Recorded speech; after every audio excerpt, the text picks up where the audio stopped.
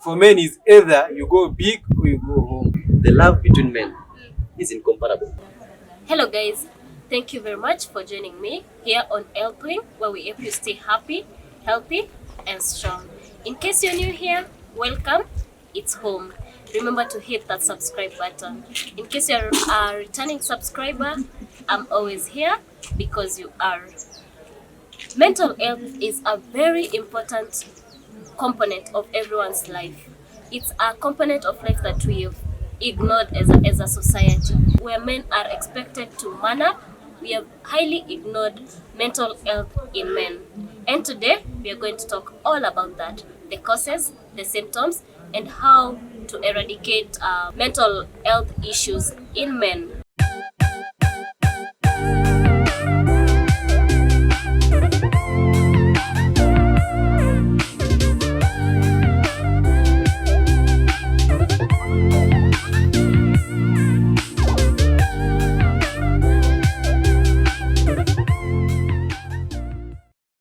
Kwa majina ni Hasani, lakini mnaweza niita H.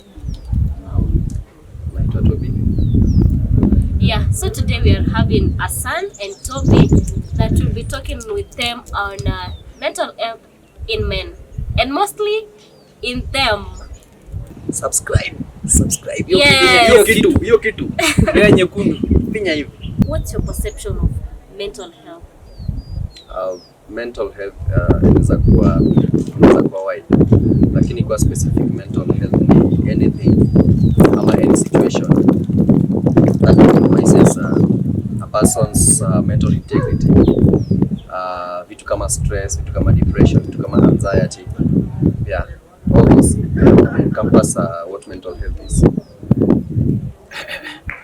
In my professional opinion, I believe mental health is something that, as my brother said, compromise your state of thinking. Yani the way you think and the way you act will not be the same as someone mwenye ako mentally healthy. Here we'll be talking about depression, about stress, about anxiety. And what do you think causes mental health in men? I believe the major factor that causes mental health in men actually is stress and a lot of societal pressure. Because as men, sisi though with the oncoming of this generation ya sahi about women empowerment and whatnot, but still in African societies, mostly still the burden of providing falls to the men. So your societal pressure to look like you are powerful, to look like you have money, to look like you succeed. Sana hiyo pressure kwa maboy kuliko kwa madem. So Nataka kumaanisha madema hawana hiyo pressure. no, si ati madem hamna hiyo pressure, but for men is either you go big or you go home. Hakuna ati unaweza tu lala ama utaolewa. Unajua kwa madem kuna ile fail safe. Ile anasema mimi maisha yamenishinda, nitaolewa na mtaji. Sio mwanaume ndiye ataenda kukoa. Hakuna. Kitu inaweza cause mental health issues kwa wanaume actually ni vitu mingi, but the very basic ni financial issues, social relations, kama relationships. So financial issues, sometimes this is the thing, you can be all that confident as a man, but that is what you see, like Hassan is my friend. Mimi kwa account yangu niko na 10,000, lakini Hassan is my classmate, age mate, everything, lakini anaendesha gari, unaona. So I'll be like, hi, what is Hassan doing that I'm not doing, you know? And as much as I'll be happy for him, but in the long run itaanza catch up na mimi. Another of my friend anabai kitu, wanaenda mbele, wanasonga mbele, ananiacha nyuma. I'll be like, yo, there is something that's going on that I'm not doing, right? There's something I'm supposed to do that I'm not doing. So ndambiwa your time is coming nini, lakini as a person nitakuwa na hiyo pressure like yo, Hassan unafanya nini? Kama you have a friend alove yako na bike pia inaleta pressure sana. Yeah, so it's something I can relate to. Yeah, so pressures of life. And don't you think that sometimes it's men that are giving themselves pressure? Let me tell you, hii maisha ni competition. Everyone is competing against something, right? Yeah.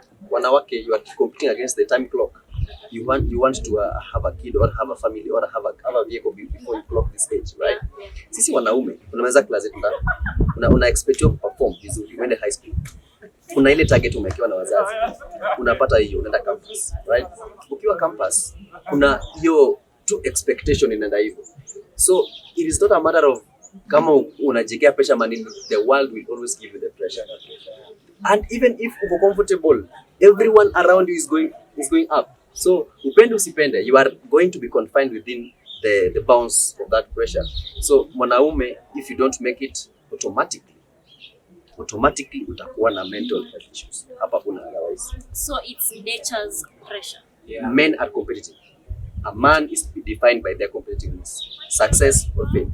Okay, talking about social and relationship issues that are causing mental health in men, do you think that women are contributing more on mental health issues of men? Yeah. My point of view, I believe so that CRT is not something that a major impact, but they do have some influences about the mental state of women. Would you be just straight to the point? Like, what are these issues that men and women are contributing to? For example, right now, there's this term with our young ladies. Yeah. They usually say they want a man who's successful, a man who is rich. So if you want to have a lady right now, it means you have to have money. So of course, if you don't have that money, it means you're going to have those stress. You'll be thinking about where can I get money to invest this lady. Okay. Yeah. For me, I think we can't say entirely that ladies contribute to our mental health issues, you know, because as a lady, everyone wants nice things. Every lady wants to be treated. Yes. Hata kama ataforgo, atasema okay, like you're a nice guy, yes, you're a nice guy, I can settle with you. But deep down anataka someone nitamuonyesha their worth. Yeah. So it's just about this circumnavigation around individualism. At the end of the day, one man for himself, right? So as a lady, you will always want to go for the nice things. Yeah. And I can't say that if we are dating, like we're dating, and then something happens like umeniacha or something, it's now you've contributed. I mean that array of factors that inaweza fanya dem achana boy. Yeah. And if that happens, then most of the time we just cast fingers like, yo, is this lady that has done this? But really there are just a lot of things that contribute to this. But it happens like this. When you're with someone, you're dating with someone, you contribute a part of your soul to them. It's like you share your life with them. If that breaks, as much as you think that we mwenyewe unaumia, hata yeye ataumia. Yeah. So, hii mental health, it has nothing. We can't say that dema maileta ama nini na nini. Kila mtu anataka vitu mzuri. Yeah, that's how it is. That's Yeah. how it is. You talked about something that really, I read somewhere that most people, and the easiest way to go about your problems is to put your blame on another person. So, how can we know when men are having mental issues? Like, what are the signs? Okay. As someone who has gone through depression in 2020, I can say that the first symptom is isolation. In a time, nobody's of interest. I mean, you kind of just think that everyone's against you. So what do? You put yourself aside. You want to punish yourself. Maybe that's in that way you saturate your anger, your pain. Unapata mtu sasa anaanza kunywa drugs like pombe. That's the major leeway that young people use. So yeah, that's just an array of symptoms. Yeah, that can point like you Hassan is going through something. Yeah. I think the first step before even isolation and all that is withdrawal. Withdraw yourself from society. Kama ulikuwa uko na kazi ama uko na classes, you are not coming to them. If you used to go and play football, you are not going. So first of all, you withdraw yourself, then you isolate yourself, and then in that step, you start doing some destructive behaviors that really do not have any impact, any positive impact to yourself. Yeah, and also the other part you can say is about the behavior of someone they can change.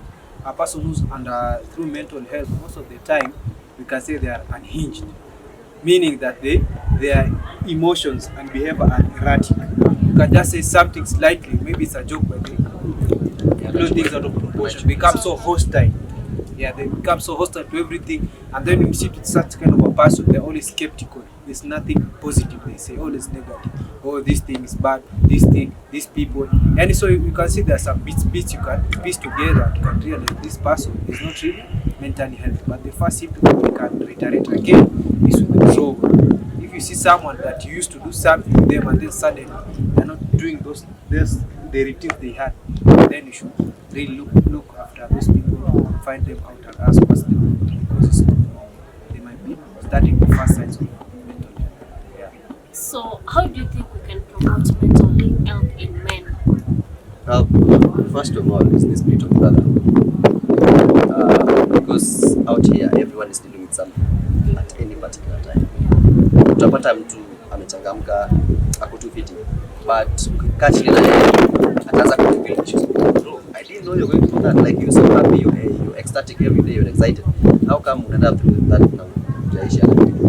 So I think the first, not even I think, the first thing, brotherhood, looking out for one another. Do men really have this brotherhood kind of thing you're talking about? Now let me tell you, Uh-huh. the love between men is incomparable. You ladies think that just because you call yourselves with these perfect names, you know, Baby girl. now that you can deduce that you actually love yourselves. Uh-huh. We men, we just don't say it, but we love each other. Like for me, I've outgrown that thing about shyness and all. I just face, if I have a brother, I like your brother. I love you, right? Thank you for life. Thank you for listening to my stuff. So brotherhood, that's the first step. So. And then about the brotherhood thing, there is this, I don't know, it's a myth or it's a fact that men do not talk. How do you expect that there will be brotherhood if these brothers do not talk about their issues? I will not say that actually men we do not talk about our issues. We do talk, but not in those ways that like you women, you with your popcorns crying, oh, ule amenifanyia, no, not like that directly. But you, as for men, like, I can give you like an example. I can come here and say to my brother Tobias, hey man, leo nafeel bad, hey nafeel niko down. Then unaanza kuuliza nini mbaya? Hey man, niko broke bana, sina nini. Then ubuda na, ah wewe bro, acha hizo, usiwe na stress bana. Twende hivi, ndio kakuja la juice. Yeah. So they must have feeling safe because maisha imenigonga. Oh boy, no. Haikwangi at that more at hivyo direct. But as long as a guy mkono kwa energy ndio nasikia niko baya. Then we as men, we are not sympathetic, but we are empathetic. You know, like you ladies mtaka, hey, kuna bigger story alifanya nini? But as men, we believe in doing more actions. Kama my brother come and tell me, hey bro, leo nafeel niko down. What will I tell you? Let's go play FIFA. Try to chase the ball. Try to distract your mind. Then I tell you, man, you're a grown-up person, right? Or you feel like you have to open to me. If you're ready, just come and tell me. But I believe we can do. So men, they have this thing, shame or shyness towards just letting it all out. But the first thing that everyone should do, regardless whether they are a man or a woman, is self-evaluation, self-identity, self-awareness. For me as a person, I know when my emotions run so high, I'll cry because I am so in touch with my emotions, right? I'll not live in denial like I'm a man. I know I should know this. At the end of the day, there is no award for me, right? So you have to identify yourself. Hakuna malipo kwa safari. So I don't take it. I don't take it like yo, mimi sisi share. Mimi I share. I'm like yo, come and listen. Yeah, and as I remember, you're having this conversation with Tobias the other time, and there's this quote that he has said that really made an impact. He said, for most people, if you can really find God to the bottom line of these issues of mental health, most of them, these things, they aren't as big as people are making out to be. Yes. Maybe this just forms of competition and what are not thinking that you're behind, yes. others are in Yes. front. So this Megay came with a very sensible quote. I did not know he was that sensible, but that day he made a sensible quote. He said something that your enemy should not be your friend. Your enemy should be poverty. Identify your enemy. If your enemy is poverty, make your enemy poverty. And then you not have this there are some petty issues when you see someone is having stress, they are comparing themselves. They're like, oh, this my friend is this way has this, has that. The first step that brings about mental illness is comparison. although you are a competitive world, so do what you can. Yeah. Cheza na lane yako in short. Yeah, talking about the mind, talking about people seeing a small thing as a big thing. Remember, your mind is capable of very big things. So the same way it's capable of big things that are positive, the same way it's capable of big things that are negative. So sometimes look into your problems. Are they that big as you seem them? Towards the end of 2020, Yeah. I came from home, came to school. We had no classes, nothing was going on. Everyone was home, Yeah. and then I was going through this tough time. I used to put the gospel music on, kneel down to pray, cry, and fall asleep while I'm still on my knees. Right? And I was going through this tantamulus period where everything was just in chaos, everything was disarray. And the friends that I had that time, the people with whom we were staying in the same plot, there was this guy who was, at that time that I was going through financial depression, I was making like 30K a day. Another guy was like, he's called Breton. He's like, Buddha, umsali ilifaa kumtumia $300. Sasa $300 naenda kufanyia nini sasa? I'm like, $300 is 30K. And right near, mimi saizi 200 for Buddha. And then I met, even after that, I met another guy. He was like, yo Buddha, mimi nikifika hapa najinyonga. Yeah, because I can't do this no more. So I'm like, okay, mimi afadhali niko na 200. Anda kujinyonga. So after all, I'm just trying to compare myself with people who began like 5 years ago, people who were born with silver spoons in their mouth. But I just don't recognize how far I am from the extreme. So like you said, your mind will always over-amplify the situation, either positive or negative. Yeah. Before you think of your tattered shoe, remember that person who is on a wheelchair with a leg that cannot be put on that shoe. Remember that. And about this with a relationship, I think when you're dating, your girlfriend or your boyfriend should, your girlfriend, we're talking about men, your girlfriend should know your mental state. So what makes men not communicate to their girlfriends about their mental state? Let me tell you, it's very simple. As a man, I am the leader. Yeah. All right? In the relationship, I'm the leader. Okay. I want to radiate positivity in this relationship. I want this daughter of someone to believe that I am capable enough of being so strong for her and for myself and for both of us. Even So if if I things start are those going negative badly, vibes, be that rock. yeah, you have to be rock solid. So if I'm like, yo, babe, this is what's going on, and then she also starts crying. My girl is always in tears. She starts crying, and then I'm like, no, it's okay. So I just stand now. Now I'm the one comforting her when I'm supposed to be the one comforting. So I just rather don't share with her. We are getting right into the end of it, and as you've heard through our conversation, we're talking about mental health. And something that I've noticed that these men have not yet said it to you, that is, they've just said that men do not communicate their feelings directly as we girls do. So my advice to anyone who is dealing with someone in depression, watch the signs and symptoms that you've just said, and let you talk to that person and listen carefully when it comes to people with depression. Sometimes they may not tell you what they're really going through, but through joining the dots, you may get to know it. Hassan and Tobias, thank you for being with me. Guys, thank you very much for watching till this part. I'm so grateful that you're here, and I'm always here because you are. Subscribe. Yes. Hiyo kitu. Ile nyekundu. Finya hivi. Finya hiyo kitu, by the way. Ifinye. Hicho kitu ne. Bonyeza. Finya, make sure you finya before talk. Yes. So hit that subscribe button and let's walk on this journey together.